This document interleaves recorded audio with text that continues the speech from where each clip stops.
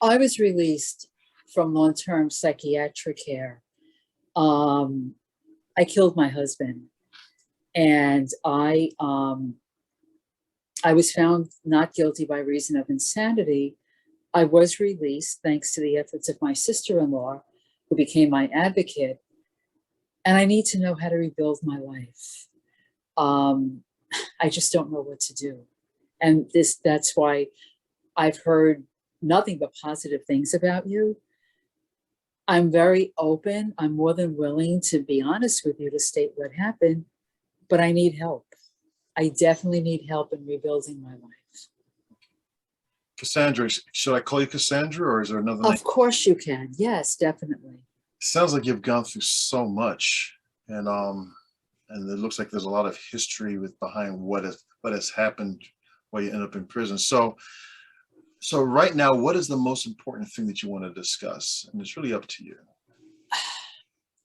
I want to reconnect with my children. I want that more than anything. Dr. George, would you mind if I just gave you a brief background so you can understand? Sure, go ahead. I was raised in a very abusive environment. I became orphaned as the victim of a murder-suicide. My mother killed my father. Um, I was placed with an uncle, same situation, and I left when I was 16. I did not know any better. I became involved in abusive relationships, married a man who was abusive, very abusive. We had 3 children. He did not work. I worked. And one day I came home from work and he was gone. He took the children and I had no place to live because he told the landlord that we were moving. I had a breakdown, and I was able to get my hands on a gun. I purchased a gun. I knew where he usually hung out during the day, which was with his brother, playing cards outside. I found him and I killed him.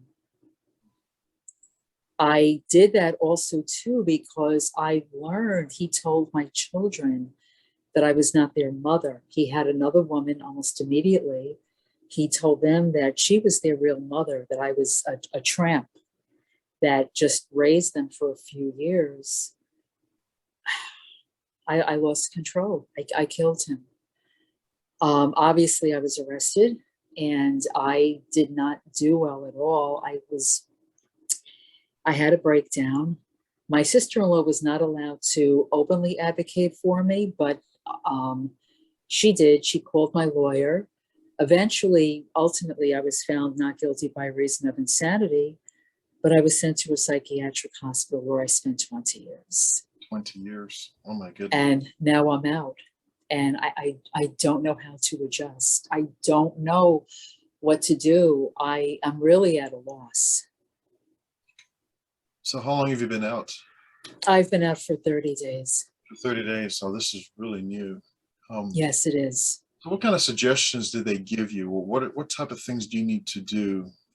Did they give you any kind of plan working with any probation officer or anything like that? Or is it just, you're just out now and just trying to figure things out? It's trying to figure things out. I mean, in some ways, I was very fortunate. My sister-in-law, my brother-in-law has died, and my sister-in-law insisted that I come and live with her. So I'm very grateful for that.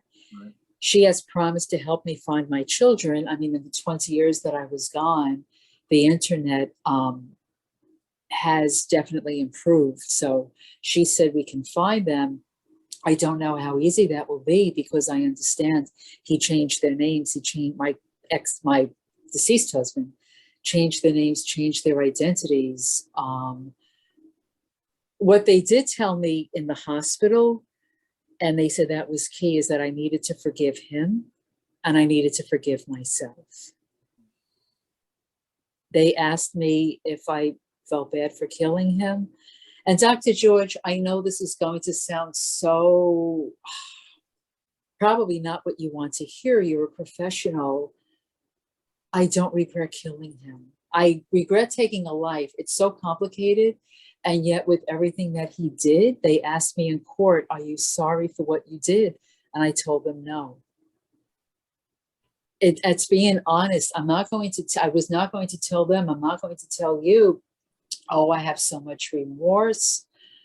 Could I have handled things differently? Of course I could have. And that's why I'm here. There's so much that I need to do to improve myself. I need to forgive my husband. I need to forgive myself. I don't even know if God forgave me.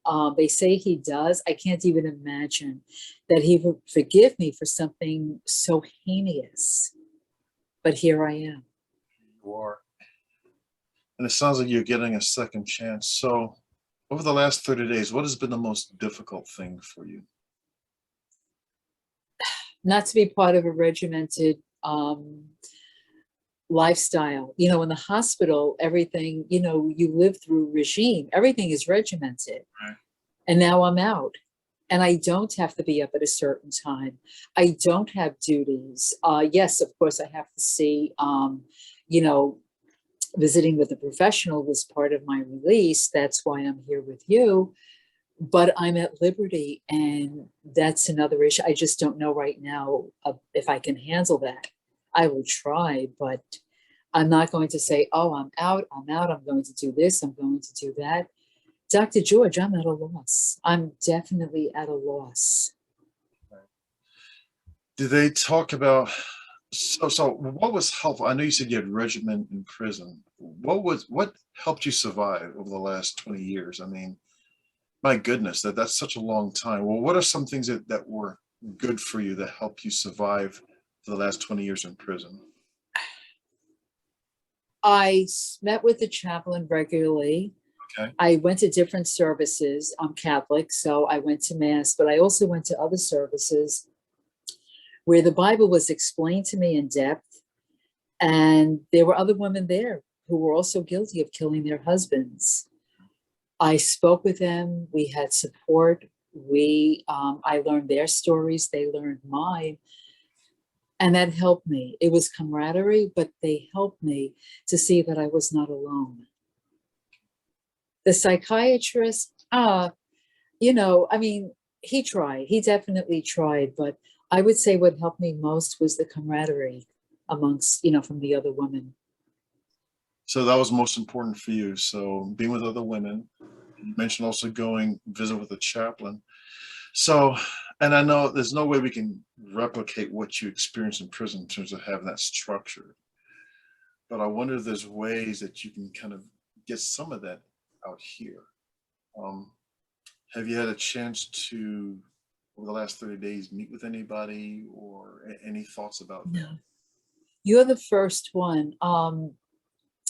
My sister-in-law is very active in her parish, and she suggests that I meet with her pastor. But Dr. George, I'm ashamed. Yeah. I wasn't ashamed inside, but I'm ashamed now. How do I tell him this? He's not going to want to speak to me. How could anyone want to speak with an individual who knowingly and blatantly killed her husband in cold blood? He's not going to want to deal with me. And I know that. I know that, you know, she keeps insisting. She said, no, her pastor is not like that. We'll see. That's all I can say is we'll see. I'm not really convinced. I know there's a stigma. There's a, you know, there's a name for people like me. I don't, right now, I'm not at the point where I have forgiven myself for throwing away my life. I suppose that's really a place that I need to get to. When I can forgive myself, then I can better approach others. So that's a good point. So what is it that makes it more difficult for you to forgive yourself? I mean, I know you're concerned about what the priest may say, but what is it that makes it most difficult for you to forgive yourself?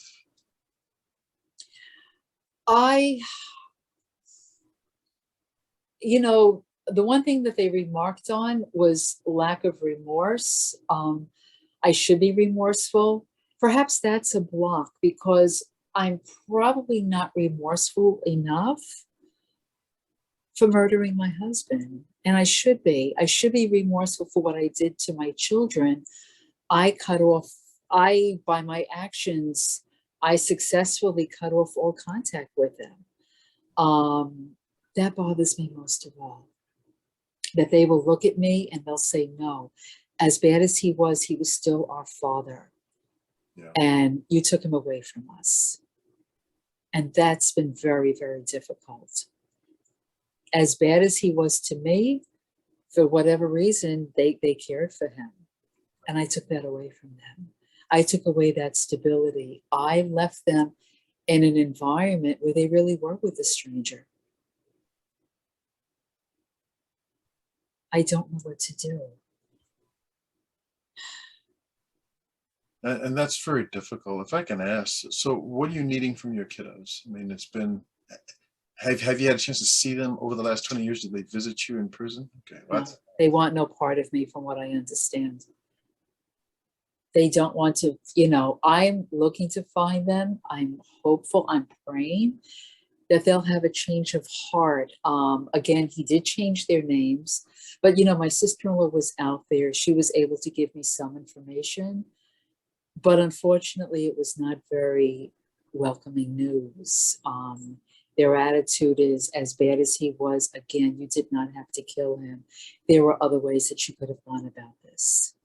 And that's something that's like a knife in my heart.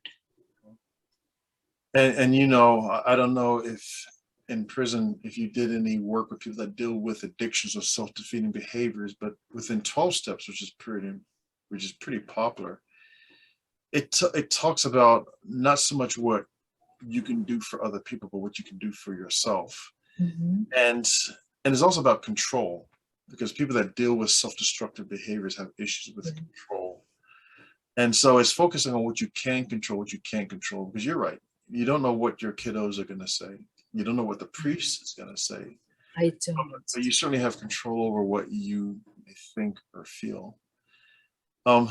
So let's say you couldn't get in contact with your kiddos, you couldn't talk to a priest. Is there something that you feel you can do right now over the next couple of days that will give you a sense of control or a sense of purpose? Any thoughts about that? I think stop looking at myself as a piece of garbage. That's what led me into this situation, with my husband, with all the men that I was involved with. I was always with abusive men. And that's something that I need to start with, to do for me. When you think of yourself as garbage, Dr. George, you attract what you think of yourself. And that's something that Casandra can do for Casandra, is saying, Casandra, no matter what you did, you're here, you're alive, and you could start again. As difficult as it may be, you can start again, but with a different set of tools and a different mindset. That's the place, Dr. George, that I need to come to. And part of that is, I think you have a lot of good insights. When you mentioned about thinking about yourself as a piece of garbage, any idea where you got that thought from, where you came to believe that you were a piece of garbage? As I said, my father beat my mother continually. He verbally assaulted her, verbally assaulted me too. He resented my existence, and he always referred to me as a piece of trash that should have never been born. As I said, my mother had had enough. I was sent out to play. While I was outside with the neighbor's child, I heard shots. She killed my father and then killed herself. And I was placed with my uncle, my father's brother, but he was no different. There was a very strong sense of resentment. I don't know why he took me in, Dr. George. My neighbor, Mrs. O'Hara, wanted me. I don't know if it was an issue of family pride or what have you, but he fought that. And I can't understand why, because he hated me. So even though I was not referred to verbally as a piece of garbage, the actions specify that. And when did you come to believe that you're a piece of garbage to be true? I mean, when did you find yourself actually believing that that's what you were? I always believed it. How old were you when you first? I was 4 when my mother killed my father and then herself. and I was placed with him within a matter of weeks. I was 16 when I left, so that's 12 years of being in a household where you're just not welcomed. Your very presence is an imposition.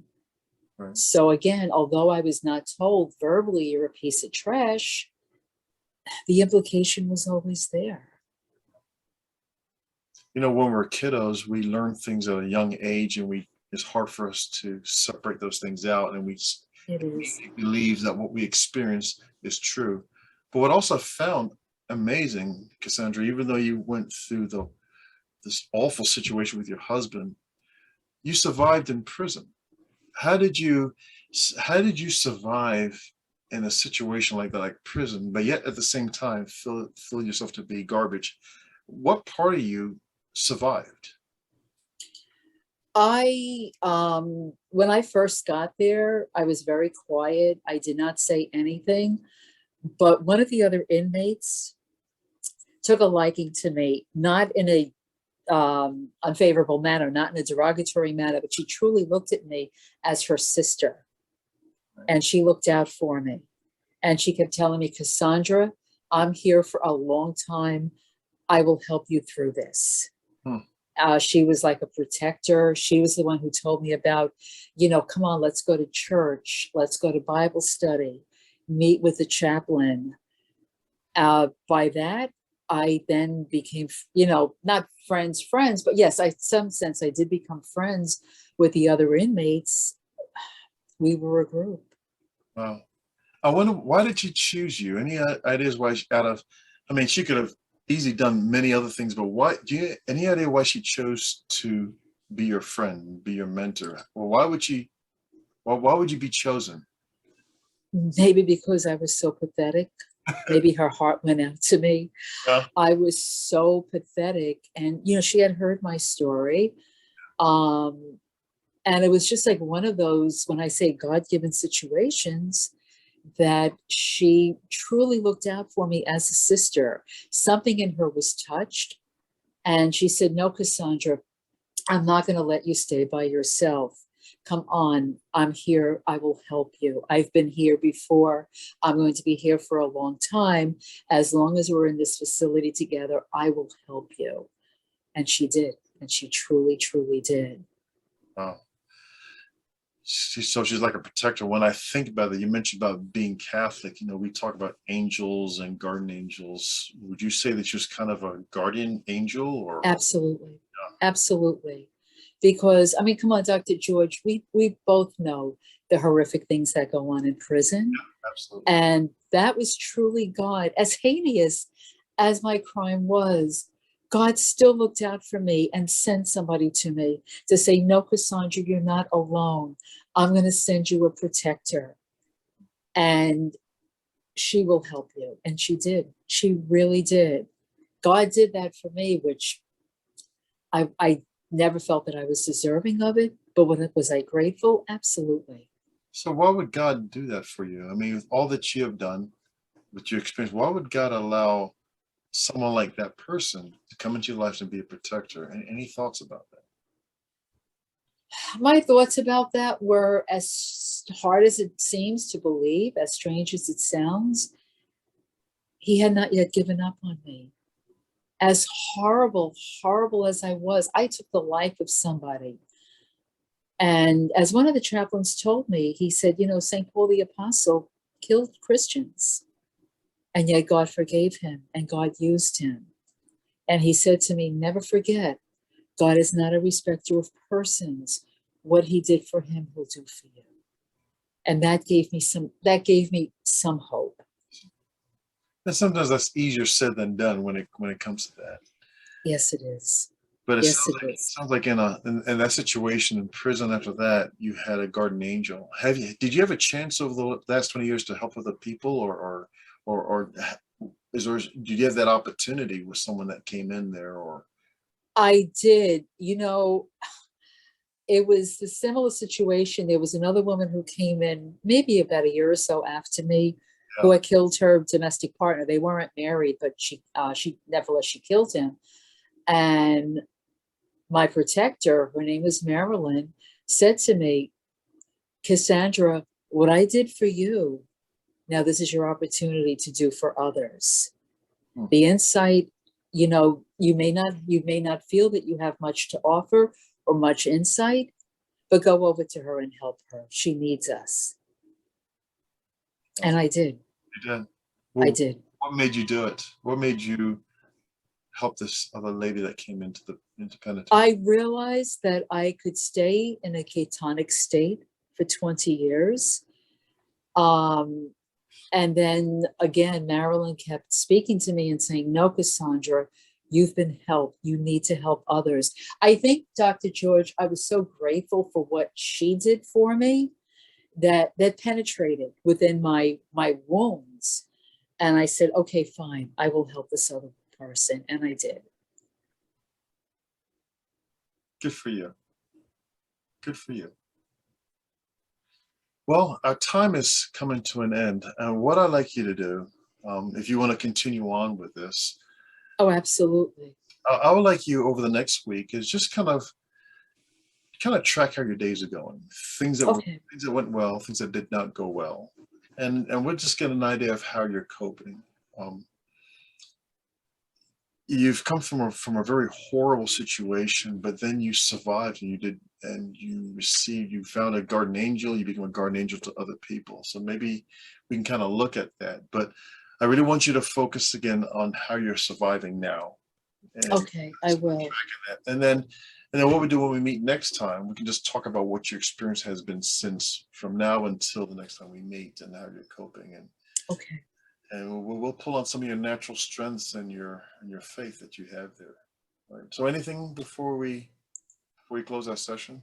No, I mean, I think something that you said, and something which I said, I would like to meet with my sister-in-law's pastor, but again, I have to feel better about myself. Sure. And I think that is what I need to work on more than anything else. Because once I feel better about myself, being at liberty, I could speak to anybody.